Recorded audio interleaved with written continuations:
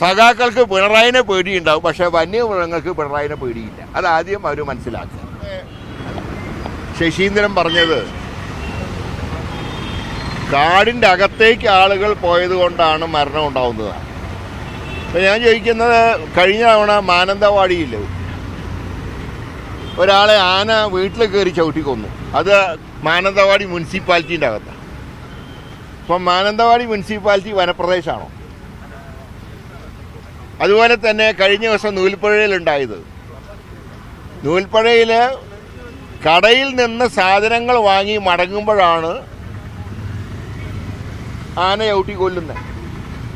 അപ്പം കാട്ടിൽ വന്യമൃഗങ്ങളുടെ എണ്ണം കൂടുകയും ആ വന്യമൃഗങ്ങൾ കാട്ടിൽ അവർക്ക് ആവശ്യമുള്ള വെള്ളവും ഭക്ഷണവും കിട്ടാതെ നാട്ടിലേക്ക് ഇറങ്ങുക. അങ്ങനെ നാട്ടിലേക്ക് ഇറങ്ങുമ്പോൾ വന്യമൃഗങ്ങളെ പ്രതിരോധിക്കാൻ സർക്കാർ പണം ചെലവാക്കുന്നില്ല. ഈ വനം വകുപ്പിന് മോഡേൺ ആയിട്ടുള്ള മയക്ക് വെടിക്ക് പോലും ഉള്ള തോക്ക് സ്റ്റോക്കില്ല. അപ്പം അതുകൊണ്ട് എന്ത് സംഭവിക്കുന്നു? വന്യമൃഗങ്ങളുടെ എണ്ണം പെരുകുന്നു. മുമ്പ് കാട്ടാനായിരുന്നെങ്കിൽ ഇന്ന് കടുവയും കരടിയും എല്ലാം നാട്ടിലേക്ക് ഇറങ്ങുകയാണ്. ഇന്ന് മനുഷ്യൻ കാട്ടിലേക്കല്ല പോകുന്നത്, കാട്ടിലെ മൃഗങ്ങൾ നാട്ടിലേക്ക് വരിക. മന്ത്രിക്കാണെങ്കിൽ ഇതിൽ നിന്ന് നേരവുമില്ല. അദ്ദേഹത്തിന് മന്ത്രിസ്ഥാനം നിലനിർത്താനും സ്വന്തം പാർട്ടിക്കാരെ ചവിട്ടി പുറത്താക്കാനുമുള്ള ശ്രമത്തിനിടയിൽ വന്യമൃഗങ്ങളിൽ നിന്ന് പാവപ്പെട്ട കർഷകരെയോ ആദിവാസികളെ രക്ഷിക്കാൻ കഴിയാത്ത അവസ്ഥയിലാണ് അദ്ദേഹം എത്തിയിട്ടുള്ളത്.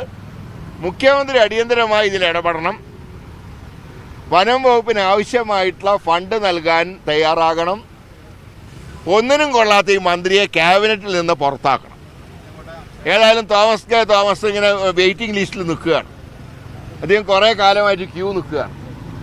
അപ്പോൾ ഒരു വെടിക്ക് രണ്ട് പക്ഷി, ഒന്ന് ഈ മന്ത്രി പോയി കിട്ടും, തോമസിൻ്റെ അഭിലാഷം പൂർത്തീകരിക്കാനും കഴിയും. എത്രയും പെട്ടെന്ന് പരിഹാരം ഉണ്ടാക്കണം. അതുപോലെ തന്നെ വന്യമൃഗങ്ങളെ തടയാനുള്ള വിവിധ മാർഗങ്ങളുണ്ട്. ആ മാർഗങ്ങളൊക്കെ അനുവർത്തിക്കണം. പഴയ കാലം പോലെയല്ല, ഇത് മോഡേൺ ആയിട്ടുള്ള എക്യുപ്മെൻറ്റ്സ് ഉണ്ട്, അത് കൊണ്ടുവരണം.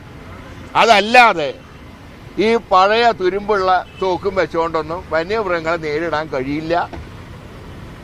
സഖാക്കൾക്ക് പിണറായിനെ പേടിയുണ്ടാവും, പക്ഷെ വന്യമൃഗങ്ങൾക്ക് പിണറായിനെ പേടിയില്ല. അതാദ്യം അവർ മനസ്സിലാക്കുക. അതുകൊണ്ട് ശക്തമായിട്ടുള്ള നടപടി ഉണ്ടായില്ലെങ്കിൽ, ഇന്നിപ്പോൾ വയനാട്ടിലാണ് ഹർത്താലെങ്കിൽ നാളെ കേരളത്തിലും ഹർത്താൽ പ്രഖ്യാപിക്കേണ്ടി വരും. കാരണം ജനങ്ങളെ രക്ഷിക്കേണ്ട ചുമതല ഞങ്ങൾക്കുണ്ട്.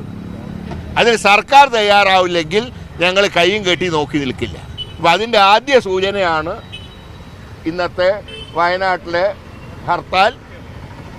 മാത്രമല്ല, അഭിവന്ദ്യ പിതാക്കന്മാർ, ബിഷപ്പുമാർ തന്നെ ഈ മന്ത്രിസഭ ഒന്നുകിൽ ഞങ്ങളെ രക്ഷിക്കണം അല്ലെങ്കിൽ രാജിവെച്ച് പോകണമെന്ന് പറഞ്ഞിട്ടുണ്ട്. അവരാരും കോൺഗ്രസ്സുകാരൊന്നുമല്ല, അവരെല്ലാ രാഷ്ട്രീയ പാർട്ടികളോടും തുല്യ അകലം പാലിക്കുന്നവരാണ്. അവർക്ക് പോലും സഹിക്കാൻ വയ്യാത്ത രീതിയിൽ കാര്യങ്ങൾ എത്തിയിരിക്കുന്നു. ശക്തമായിട്ടുള്ള നടപടി ഗവൺമെൻറ്റിൻ്റെ ഭാഗത്തുനിന്ന്, ഫോറസ്റ്റ് വകുപ്പിൻ്റെ ഭാഗത്തുനിന്ന് ഉണ്ടാവണം. മന്ത്രി ശശീന്ദ്രൻ പാവപ്പെട്ട ജനങ്ങളെ വന്യമൃഗങ്ങളിൽ നിന്ന് രക്ഷിക്കാൻ കഴിയില്ലെങ്കിൽ അദ്ദേഹം രാജിവെച്ച് ഇറങ്ങിപ്പോകണം. അതാണ് കോൺഗ്രസിൻ്റെയും UDFിൻ്റെയും നിലപാട്. അല്ല, അത് അവരുടെ പാർട്ടിയുടെ ആഭ്യന്തര കാര്യമാണ്. അല്ല, അദ്ദേഹം എന്ത് നിലപാട് സ്വീകരിക്കണം എന്ന് അറിഞ്ഞതിന് ശേഷം അതിനെക്കുറിച്ച് പ്രതികരിച്ചാൽ മതി. ഇപ്പം ഞങ്ങൾ അതിനെ NCPയുടെ ആഭ്യന്തര കാര്യമായിട്ടാണ് കാണുന്നത്.